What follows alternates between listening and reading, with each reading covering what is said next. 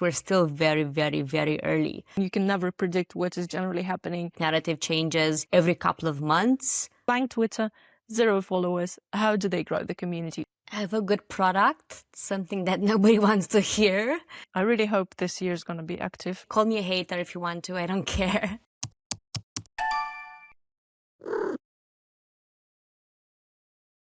Hello everyone, this is HODL FM with you again. I'm Tanya, your host, and today our guest is Alexandra Nicorici, who's Web3 marketing, and she also organizes Web3 Marketing Hackathons. And apart from that, she's also my colleague. She's a podcast host, and she is a host of a podcast called Out of Ordinary. Hello, Alexa, and thank you for joining us. Hey Tanya, thank you so much for the invitation. I'm super excited to be here with you, and whoop to all the women in Web3 producing podcasts. Yeah, and generally in Web3 there are not so many women right now. There are getting more and more, but I remember before 2017 there were hardly any women at all. But now it's getting more and more common that women are joining crypto, and it's not so tacky and geeky as it used to be. Alexa, can you tell me about Web3 marketing right now? How did it change? What's new with all of this institutional wave, institutional adoption? Has anything at all? So I have been in the Web3 space for about 4.5 years. And I got into this space thinking that I don't know anything about it. Then I got to learn more about it. Then I thought I'm going to change my job. Then the bear market came, and I had no idea what a bear market is, because, you know, working for early stage tech startups before was a challenge, especially for so many years. But I never knew how bad it can get into Web3. And I think ever since this experience at the beginning of my transition to Web3, I think I've seen a lot of changes. I think Web3 compared to Web2, for example, has a lot of like narrative changes every couple of months at best, if not like every month. There's always a new trend you need to hop on. So as a marketer or as a marketing team, it's very important that you're very focused all the time. You have your eyes into 1,000 places, and you try to make things right. One of the examples we can see even recently where InfoFi platforms were forbidden from Twitter, and everybody freaked out, because I do have friends working for InfoFi platforms. I know somebody that's just launching one, and they were like, what are we doing? How are we pivoting? Where?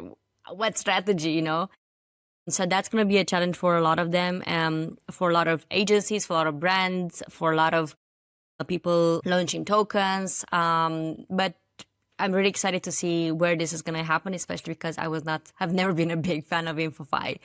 But when it comes to like the institutional side of things, it seems that a lot more people want to go into looking into that pool of money from the institutions, especially big protocols, and especially people building products that are institutional friendly. And I think for that, it's going to be a new wave of the type of skills and marketers we will be needing moving forward. Because especially on the skill set level, I think it's very hard. Everybody's like, you need to be this kind of person, you need to have this kind of skills. But if you look around, nobody has them. Everybody's still trying to figure things out. Even after so many years, we're still very, very, very early. That's why I think maybe a lot more people are going to be able to transition from Web2 into Web3 due to this institutional approach, which might sound a bit more professional compared to everything that's happening right now in Web3. So that's maybe like a lot more B2B strategies are going to be implemented. Maybe more products or tools are going to be developed. They will help this kind of marketers track some of the KPIs and objectives they have.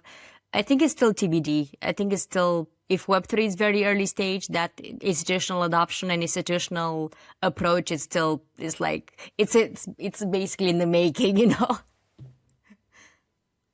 Exactly. And as you said, yeah, narratives change basically, in a matter of a couple of months, you have something new coming out.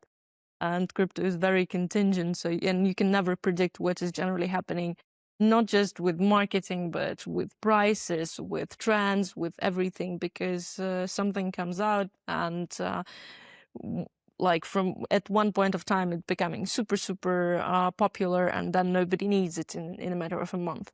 And you also mentioned, for those who don't know, Twitter recently banned platforms like Zili. So whenever someone posts a link from Zili, for example, they never can, they get banned, I think. And these platforms, when it was about like building the community, they were probably one of the pillars every marketing specialist was relying on, because community and the size of the community is a crucial thing when it comes to building any kind of Web3 projects, because it says that the project is credible and people like it. And this is probably one of the first things which is being checked when you get to know a new project: how many followers on Twitter, how active they are, what's hackening on Telegram.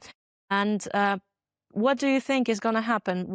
Is there going to be any kind of substitute to these platforms, or what kind of other different marketing approach will crypto marketers come up with? What do you think?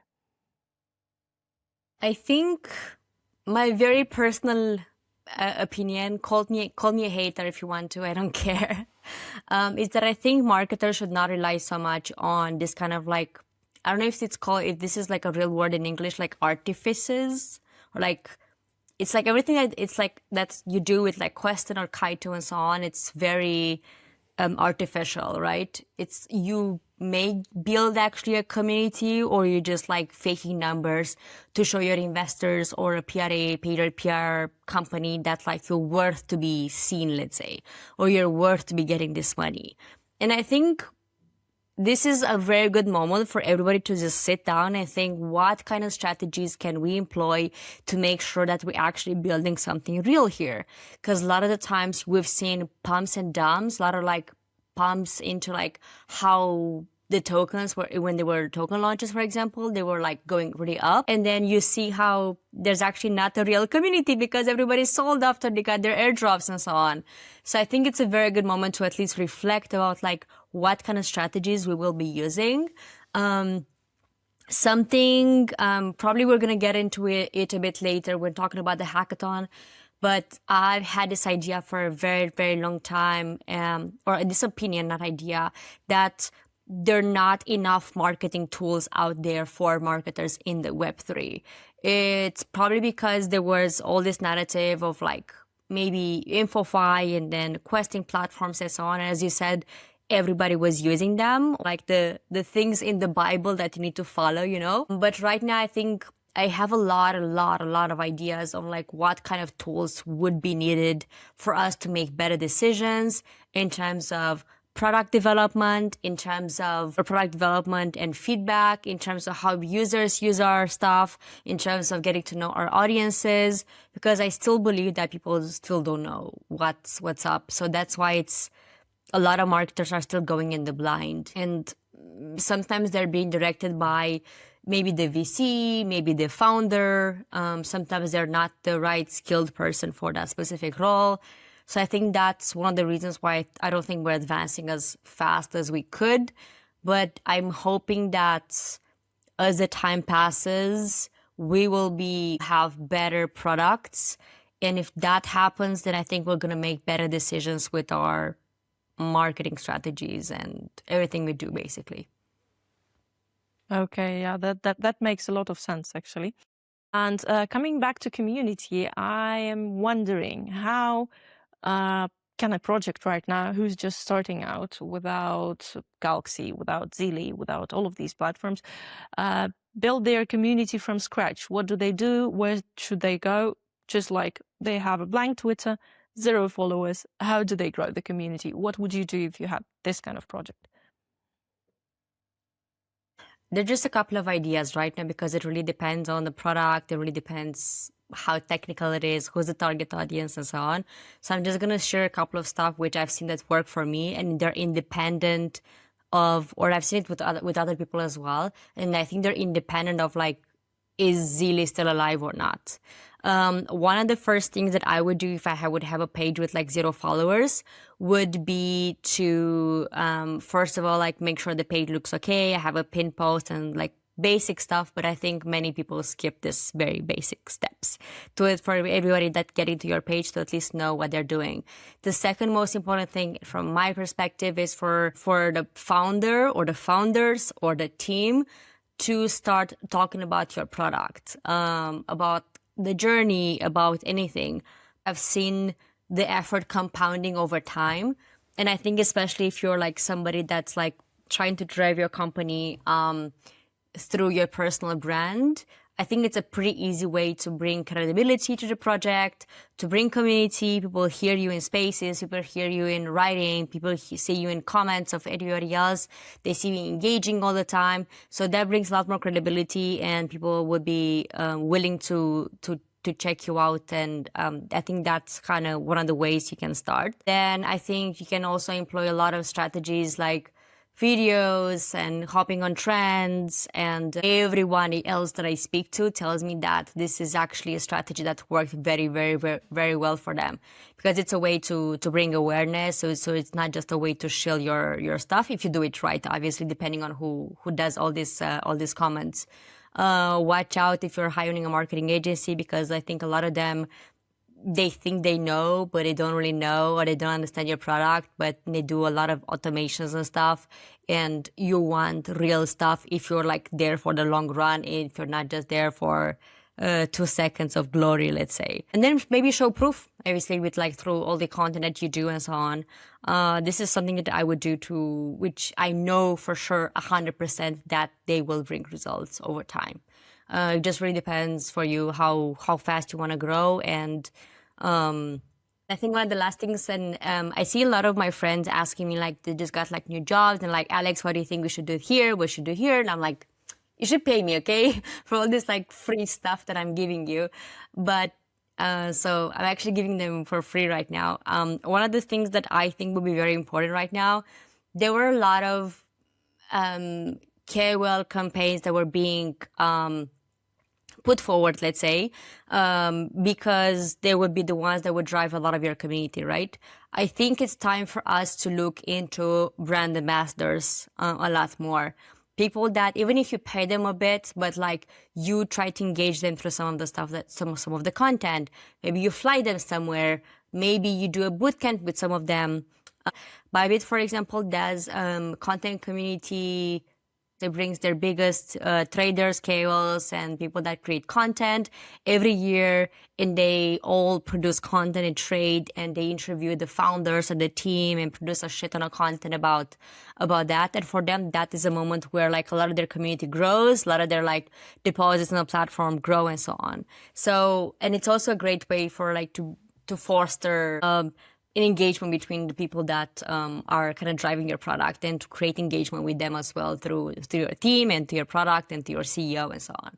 So this is the kind of stuff that, like, obviously Bybit is very big, but for any kind of product or project, I think there is a possibility for you to start or using brand ambassadors or somebody that would actually be able to push your product. Because if you hire me and I write about your product like 1 million times, people are going to start trusting and say, okay, first time, maybe it's like shilling. She's shilling. Maybe she got paid. Second time is like, what is this? Third time, like you keep seeing it and you click on it at some point, right? So it's just a way to compound interest. I know a lot of people said like, I think all this brand awareness, brand ambassador thing was like badly understood at the beginning, because everybody's like, oh yeah, we can do it, but they were not even paying people or allocating points for token launches and so on. It was just like a lot of free work for nothing, and it's not exactly what I'm talking about. I'm talking about like a proper strategy where you know exactly what you're doing and with like clear ROI and KPIs. Yeah, because lots of new projects, they go to KOLs. And generally, whenever we see a project coming to us, we're also doing a bunch of marketing. We have this like vibe that we do advertising and we do influencer marketing as well. That like I want influencers, advertising doesn't work. But in the end, it's just like, as you said, the more project is visible, the more people see this project anywhere, like with KOLs, watching ads on different platforms, the more they start accepting it and they start getting interested in what works, like what it is, how it works, and where to find it. And then they come and try to use it.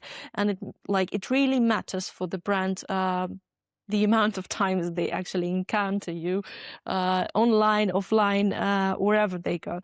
But when it comes to KOLs, recently the thing that I heard, everyone says, I want KOLs, but then we often have this situation and often businesses say that KOLs is not the thing that works for them. In my opinion, this is that they either choose the KOL wrong or maybe they come up with the wrong kind of campaign. What is the secret to having a success with a KOL campaign? Have a good product, something that nobody wants to hear. Choose your battles right. If you're using KOLs, what are you using them for? I have a lot of examples that come to mind, for example, like good and bad at the same time. And I think, and make sure that like KOLs would be something that would fit your product. For somebody, for a checks, a DEX, for example, I'm giving Bybit as an example again, because I've been working with them for a while. It is something that they wouldn't be able to live without KOLs. And not necessarily to shield their product online, just like the way like a normal campaign would work, but like actually driving like new users on the platform, driving volume, running all sorts of campaigns, maybe like Christmas, maybe anniversary, maybe blah, blah, you know, they have all sorts of tournaments and so on. So this is something that works for them. But otherwise, I think you need to choose very carefully who are the people that you want to engage with, because I've seen very, very big accounts that have lower engagement than mine. And I have like 5,000 followers on Twitter, and like I don't have a huge account, but my engagement or like my reach on impressions is a lot higher. So you need to like do a lot more due diligence in terms of like, who are these people? Do they have like real accounts and so on? And if they do, what are the best stuff to do to engage their community? Because a lot of times I've seen that people don't really have a clear goal in mind, and they ask the KOL to tell them something, and they don't care. They're like, yeah, we can do whatever. Like they just want to take the money, you know? Or they're okay with shilling because they know the post, they're going to post 10 more times that day, and that post is going to go down and nobody's going to care about it, or like nobody's going to remember about it unless it's something really goes down, you know? So I think this would be something I would pay a lot of attention to. I'm from Eastern Europe, so I sometimes blame all of this like very critical eye to my culture, let's say. But at the same time, I think it's very, very important, no matter where you're from, to check this kind of stuff, especially if otherwise very important for you. If you just want to chill around, let's say, test out stuff, you can do that too. But it really depends on what kind of budget you're playing with. Because I've seen some very, very bad decisions being made, and somebody had to get fired. But even if somebody gets fired, it's still very big holes of budget into the company's money. So. Exactly. And also it makes much more sense when it comes to influencer to go to medium-sized or smaller influencers than to go to someone big who's super, super expensive, who doesn't care too much. And maybe it also makes sense to think for the client, because just as you said, clients don't think about what they are doing. Like they just want to have this influencer like mentioning their product, and that is it. And they don't really care what the influencer is saying or how it is said or what the message is being like. So the main thing for the product in this case is to thoroughly think about which kind of campaign they want to promote, because even like with good, really high quality influencers, it happens so that one product is like pumping and it gets real traction from their advertising campaigns, and another doesn't get any success just because there was no input from. I think you're right, but Uh, I think it's also a matter of like timing, you know? Is the timing right to launch something like this? What is the trend going on right now? What can you do? For example, I think it was Kraken last year. I don't know if you know. I don't know how Kraken only gets to me by on Instagram because I don't really follow anybody on Web3 on Instagram. But Kraken got to me on Instagram, and Kraken had this campaign with this like big guy who's like boxing and stuff, and he had a lot of ads and so on with him. With somebody like this, it makes total sense because it's relatable, it's funny, it's somebody that you know, it's good endorsement, you know. But and that would be something almost timeless, let's say, because no matter where you launch it, like things might still work out. But like otherwise, if you don't choose your timing right, if you don't choose your partners right, and I think something else to be said is that like I think strategies from before they don't work anymore. Like if you look at like 3 years ago, 4 years ago, KOL campaigns would have like blown stuff up, but right now it's a totally different story. So I think you need to watch it. and yeah, people should come up with new approaches to when it comes to marketing their product. Alexa, let's move to Web3 Marketing Hackathons. I personally heard a lot about Web3 Hackathons. I understand what they are. This is mostly about developers gathering around and trying to build something at some kind of event, which is usually sponsored by some chain. What is a Web3 Marketing Hackathon? I think it's exactly what the industry needed, but they didn't know they needed. At least that's how I would like to describe it. So hopefully I'm going to be able to continue running it for next years. We'll see. Basically it's a normal hackathon. It works in a very similar way as all the dev hackathons, but it targets non-technical people. So anybody that's like marketers, BD, people that work in PR agencies, and people that know how to vibe code, designers, etc., etc. I did have devs coming at the event because they want to do creative stuff, and it's something I can't stop them, but they're very small percentage. I think they're like maybe 5% or maybe even less than that. And then basically they get a brief. So we do have sponsors like big companies like Polygon, Starknet, and so on, that give a bounty where people have a challenge to solve. It can be a marketing strategy, or go-to-market, or rebranding, on Web2 to Web3 onboarding experience, design challenges, campaigns, and so on, and can be used for the company to basically use that strategy. It can be used for hiring. It can be used for brand awareness purposes. For example, if you have a tool that you want people to use, we worked with Deform, I think, the first time, and they had a use case where they used the hackathon to get people to give them like use cases or like how people would use their product. And I think that was very good feedback. We recently had in Argentina a third event where one of our sponsors also, it was a tipping platform. So they also got a lot of feedback in terms of like how people use the platform and how they should improve it in terms of people to be able to like use it faster, trust it, and also make sure that they claim their tips. So as I said, it can be used in totally different ways. We already had 3 editions: Bangkok 2024, DevCon 2025, ETH Denver, and DevConnect Argentina. And now we're looking into 2026. And that's why I was saying that like I was thinking before about all these tools, because something I'm really looking into right now to see if this could help us maybe scale. It's still TBD, right? Like it's just an idea. I'm just sharing it with you. That besides all this like marketing side, which I think is still very important, and to help all sorts of companies at least test out some hypotheses, we want to expand into vibe coding as well, because I think we should look a lot more into building this kind of tools.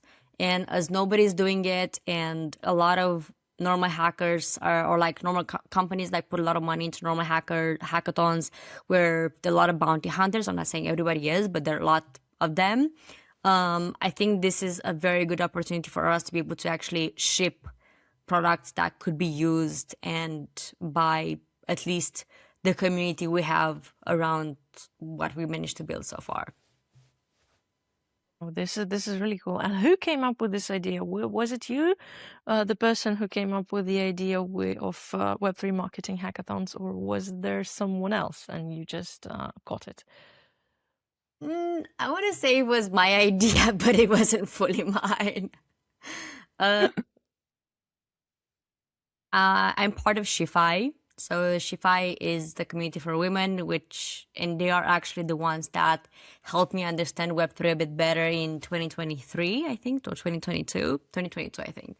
And basically, I met this girl, and at some point she came up to me. She's like, Alex, I have an idea. Let's try to run a marketing hackathon in Brussels.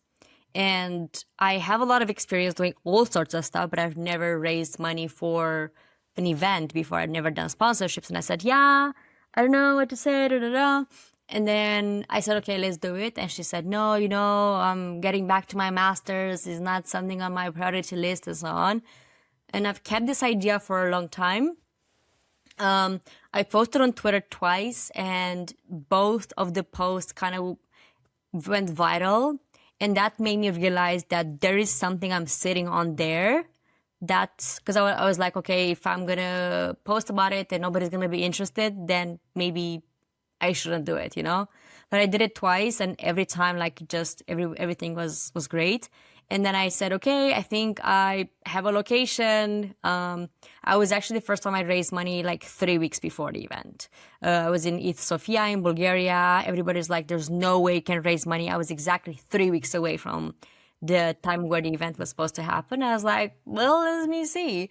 So I went on Twitter. I was like, who has a location for me? And I found the location 5 minutes. And then I said, I'm looking for sponsors. Who wants to give us some money? I found 3 sponsors in like a day from one post. Then, I don't know, Bangkok was very, very easy to organize. I don't know how. I was like just so stressed because I think I had a very big imposter syndrome. And I was like, what if I get like 5 people to come and nobody's going to care about my event? But we had a very, very good turnout. And I think a lot of things surprised me in terms of how engaged people are in this kind of events, how much they need it, especially non-technical people, what they enjoy working on more, and basically test out the ideas and like how much money should we put into the prize pool, and so on and so forth. Like what can they deliver? What can sponsors expect for something like this? How can we improve it and so on? So yeah, I think the rest is history. But every event is different, and we are still here after almost a year and a half of building this. But it's great, I think, because we managed to build a bit of a brand and people know it about it. And the word goes around. It's exactly what I was telling at the beginning of the convo. The community is everything. And if everything is organic and people get to know you and they respect you for what you managed to build. And I'm hoping that all this effort is going to pick up, It's compounding over time. It's still TBD. I don't know what's going to happen in 2026, but I'm hoping we'll all win. That's actually great. Then I think it's a very, very cool idea that you have. And I was wondering who's actually interested in sponsoring this kind of events. Is it kind of smaller companies who are looking to hire and who are looking for some fresh ideas, or are these still like the big guys like the Bybit, the Kraken, or someone else? I think in general, you need to have like, at least for our events, ideally we would have big and small sponsors. From some of the big sponsors, I can mention Polygon, Starknet Foundation. Polygon, for example, had a bounty for themselves. Polkadot had a bounty for themselves. Starknet put a bounty for companies in their portfolio, for example, which is also a way to use this. We worked with Addressable, Cookie3, Caldera, Harlem Foundation, Eternity Foundation, and so on and so forth. So these are some of the bigger names, let's say. And you need to have this kind of big names because sometimes people just come and say, I've been following Polygon. I want to come and win a Polygon challenge because that's going to help me get a job moving forward. Either at Polygon or a Polygon related company, or I had people that come to me and tell me like, hey, I actually won a bounty in Bangkok, and I put it on my CV, and I was like, did it help you get your job? He's like, I don't know if it was a decision factor, but it definitely helped. So there are some people who are like, I want to go there, I want to work for this company, and that's it. I don't care about anything else. But there are other people that just want to come and experiment. Head of marketing at big protocols or working for PR agencies and so on. It's not just people that are looking for jobs. And therefore, they're just coming to see how creative can they be to do stuff like this. So it needs to be a mix of like bigger companies that kind of draw or encourage the other smaller ones to come and give you a sponsorship. It's very important to say that the sponsorship has some money that goes into the prize pool already. So that is one of the best use cases of the sponsorship. Like, I'm not promising just logo swaps and blah, blah, blah. I'm trying to make it useful for anybody involved. And then you need all these like small companies because these are the underdogs, let's say, and a lot of the big hackers, let's say, people who already have a job, they know what they're doing, they're experienced, can actually give a hand to these companies. So while the bigger ones can experiment a lot more because they have more budgets and they have more resources, the smaller ones don't. But it's always to have a good mix between the two.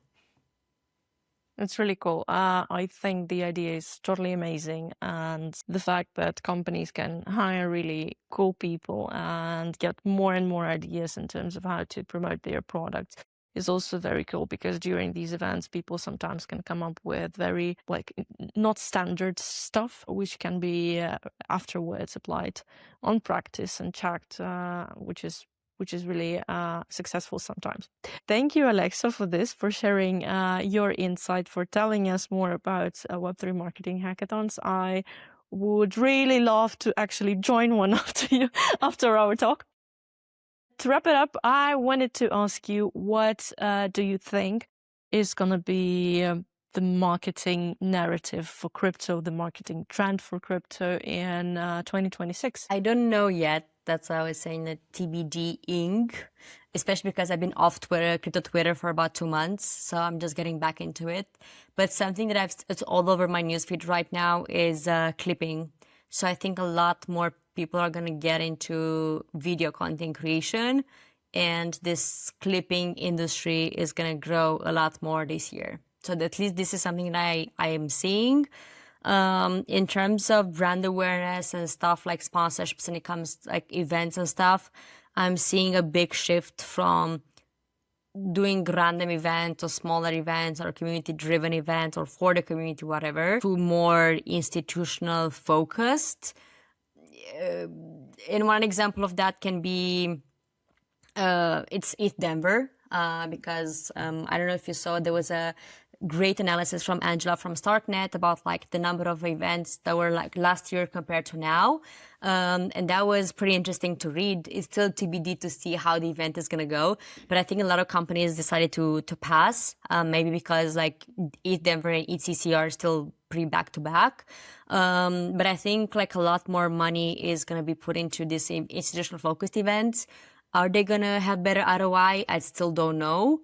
But at the same time, I think it's going to be a lot harder for these kind of people to, or like for the event organizers in general to drive innovation and to do stuff for the community. And everybody's wondering, okay, we're putting money into institutions, but then what do we do with the community focused events? Or are we going to just do invite-only stuff? Invite-only works, but it really depends for who. I think everybody's still in a place where they're still trying to figure it out because, I don't know, I think everybody's very, very tired after 20. I know we're a month into 2026 already, but I think it's still early for a lot of people to decide. And a lot of budgets are still being decided or made. So probably next month, sometime we're going to have slightly clearer direction. But what I think for sure is that I think a lot of people are going to put a lot of money into resources into the global event in New York. So I think that's on everybody's mind right now. Yeah. I really hope this year is going to be active, much more active than the last year in terms of marketing, and in terms of like how projects are being grown, and in terms of new projects appearing. And thank you, Alexa, for joining us. It was Alexandra Nicorici with us. She's a Web3 marketer, and this was HODL FM with you. Don't forget to like this video, to share it with your friends, to subscribe to our socials, to check out Alexa's podcast, who will be also written in the description of this video. And see you next time. Bye.